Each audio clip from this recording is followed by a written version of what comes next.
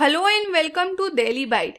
जैसा कि आप लोगों को पता होगा, यूजीसी नेट जेआरएफ के एग्जाम में टोटल 2 पेपर्स होते हैं, पेपर 1 और पेपर 2। पेपर 2 वो होता है जिसमें आपने पीजी कर रखा है, मास्टर्स कर रखा है और इसी सब्जेक्ट के बेसिस पे आपने फॉर्म फिल किया होता है। और पेपर 1 सभी के लिए कॉमन होता है, चाहे आपका पेपर 2 कुछ भी हो, जिसमें कि टोटल 10 टॉपिक्स होते हैं। तो मैं आप लोगों के साथ पेपर 1 के प्रीवियस ईयर की सीरीज को कंप्लीट कर रही हूँ। ये प्रीवियस ईयर है, जून 2019 का पार्ट 1 है, इसके बाद पार्ट 2 आएगा। और इससे पहले मैंने जून 2020 के प्रीवियस ईयर को कंप्लीट किया है, जिसे देखने के लिए आप हमारे चैनल के प्लेलिस्ट में जा सकते हैं। वहाँ पे यूजीसी नेट जेआरएफ पेपर 1 करके प्लेलिस्ट बना होगा, जिसमें कि पेपर 1 के प्रीवियस ईयर के सीरीज आपको सीक्वेंस वाइज मिल जाएंगे। और यदि आप डेली बाइट की पेड मेंबरशिप लेना चाहते हैं तो ये वाला लेक्चर देख सकते हैं, जो कि प्लेलिस्ट में सबसे ऊपर में होगा। तो आप इसे जरूर देख लें अगर आप चाहते हैं पेड मेंबरशिप लेना डेली बाइट की यूजीसी नेट जेआरएफ पेपर 1 के प्रिपरेशन के लिए। तो चलिए हम देखते हैं हमारा पहला क्वेश्चन।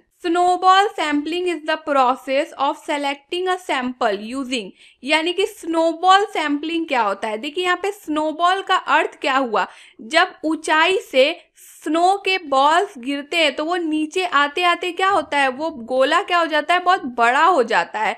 तो स्नोबॉल सैम्पलिंग का यहाँ यही अर्थ हुआ कि धीरे धीरे ये डेटा जो कलेक्ट होंगे वो बहुत ही बड़ी मात्रा में कलेक्ट होंगे।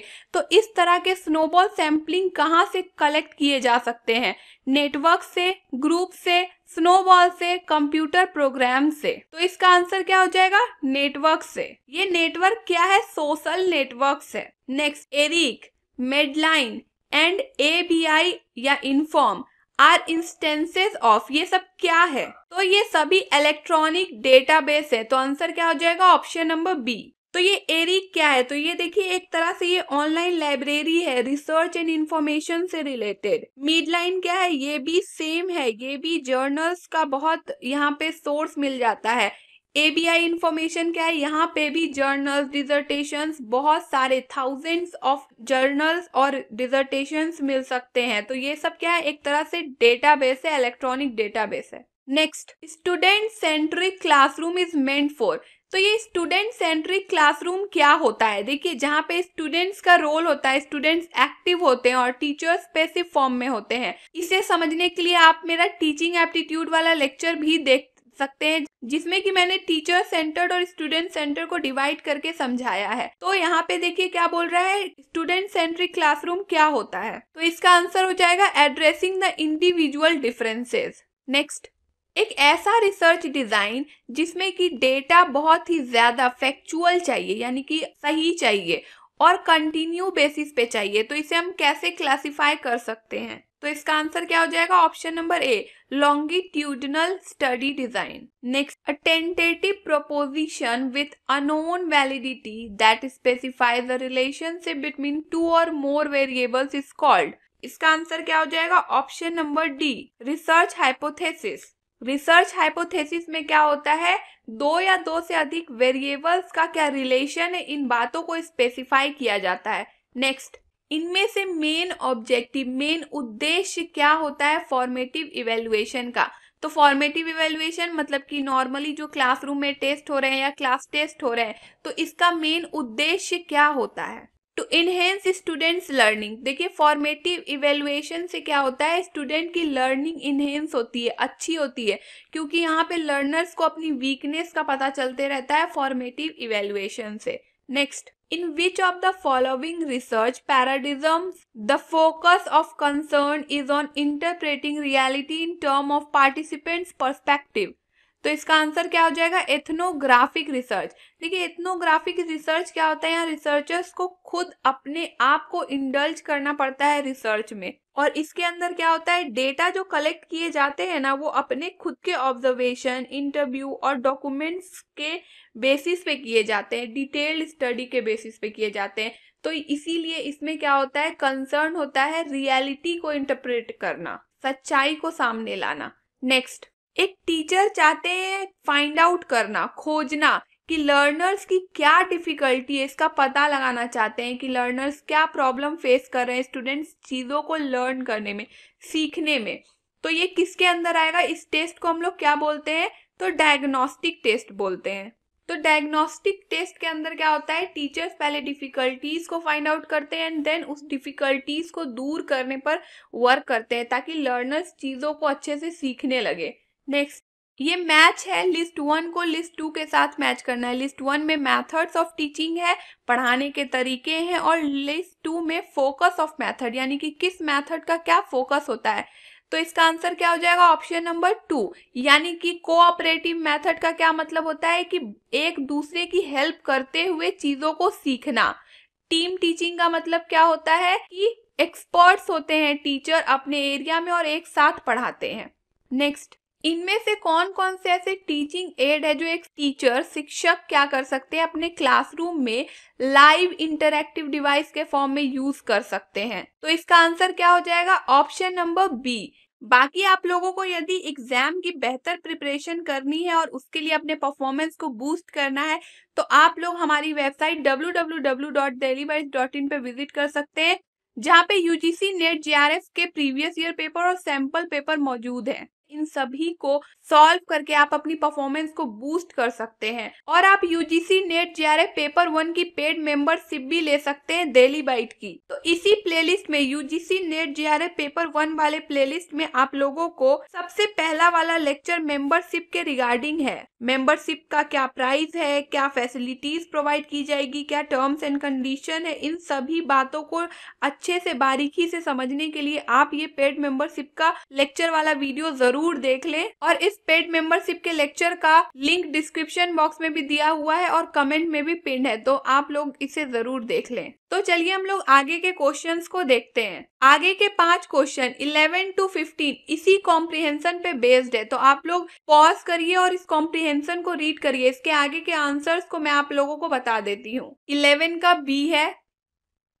12 का सी है, 13 का डी है, 14 का डी है एंड 15 का ए है।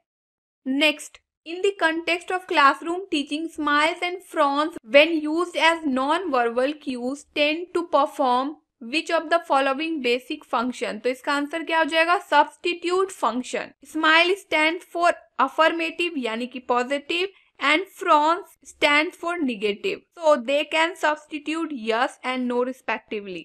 नेक्स्ट, इनमें से कौन कौन से ऐसे एलिमेंट है जिससे एक क्लासरूम में अगर कम्युनिकेशन की प्रोसेस हो रही है तो अच्छे कम्युनिकेशन को बनाए रखने के लिए अडॉप्ट करना बहुत ही जरूरी है। तो इसका आंसर क्या हो जाएगा? ऑप्शन नंबर सी, यानी कि कॉन्क्रीटनेस, कॉर्टेसी, कोहेरेंस। तो कॉन्क्रीटनेस का क्या मतलब होता है? ठोस, यानी कि कुछ जटिल बातें, इंपॉर्टेंट बातें होनी चाहिए। कॉर्टेसी का मतलब क्या होता है? जो भी मैसेज भेजता है एक सेंडर, उसे रिसीवर को समझना चाहिए, क्योंकि मैसेज जो भी एक सेंडर सेंड करता है ना, उसके एक्सप्रेशंस को मैसेज कैरी करता है। इसीलिए एक सेंडर को हमेशा ही पोलाइट होना चाहिए और रिसीवर्स की रिस्पेक्ट करना चाहिए।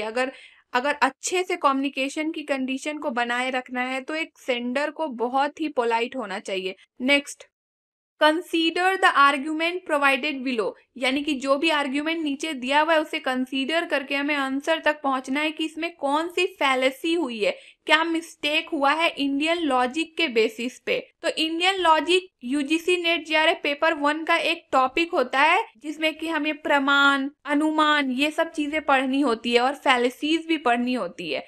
तो यहाँ पे आर्ग्यूमेंट क्या है? Sound is impermanent. Sound impermanent होता है क्योंकि ये इनविजिबल है, हमें दिखता नहीं है। तो यहाँ पे क्या होगा answer? Fallacy of irrelevant reason. Next, यहाँ नीचे एग्जाम्पल दिया हुआ है, इसे हमें कंसीडर करना है कि जो टोटल प्रमाण होते हैं, टोटल कितने प्रमाण होते हैं इंडियन लॉजिक में? 6 प्रमाण होते हैं, जैसे कि प्रत्यक्षा, उपमान, अनुमान, शब्द, अर्थपति, अनुपलब्धि। तो इसमें से ये जो एग्जाम्पल दिया हुआ ये किसका पार्ट है? तो this guava is like my cow, तो ये किसका पार्ट है? ये उपमान का पार्ट है। यहाँ पे क्या होता है? कंपैरिजन होता है। तो यहाँ आंसर क्या हो जाएगा? कंपैरिजन। नेक्स्ट, इनमें से कौन सी ऐसी रीजनिंग है जो हेल्प करती है हमें कुछ नया खोजने में, नया नॉलेज को, नए फैक्ट को फाइंड आउट करने में, जो कि वर्ल्ड से रिलेटेड होता है?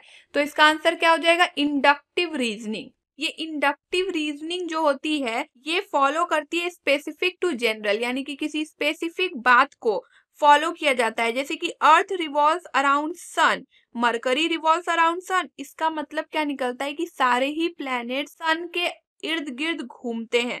तो इस टाइप के जो रीजनिंग्स होते हैं ना, वो इंडक्टिव के अंदर आते हैं, और यहाँ पे पहले से जो स्पेसिफिक चीजें मौजूद होती है उसके हेल्प से कुछ जनरल फाइंड आउट किया जाता है, जो कि एक नया फैक्ट बन के सामने आता है। और इसका जस्ट उल्टा क्या होता है, डिडक्टिव रीजनिंग, जो कि जनरल से स्पेसिफिक की ओर बढ़ता है। This was all for this video lecture. बाकी आप लोगों को यदि यूजीसी नेट जेआरएफ से रिलेटेड कोई भी इशू है तो आप मुझसे इंस्टाग्राम पे भी जुड़ सकते हैं, जिसका की लिंक डिस्क्रिप्शन बॉक्स में दिया हुआ है। बाकी आप लोग अपने इंस्टाग्राम पे सर्च में डेली बाइट नूपुर यदि सर्च करेंगे तो भी आपको ये अकाउंट मिल जाएगा और आप वहां से मुझसे जुड़ सकते हैं। और आप डेली बाइट एजुकेशन का भी पार्ट हो सकते हैं। ये एक टेलीग्राम ग्रुप है जिसमें कि यूजीसी नेट जेआरएफ से रिलेटेड कोई भी अपडेट हो, सबसे पहले आप लोग अपडेटेड रह सकते हैं इसके जरिए। साथ ही साथ आप लोगों को आगे आने वाले वीडियो लेक्चर्स के अपडेट चाहिए तो डेली बाइट को सब्सक्राइब कर ले और साथ ही साथ बेल आइकन को भी प्रेस कर ले। And also follow and connect with us for updates and queries on WhatsApp, Facebook, Telegram and Instagram.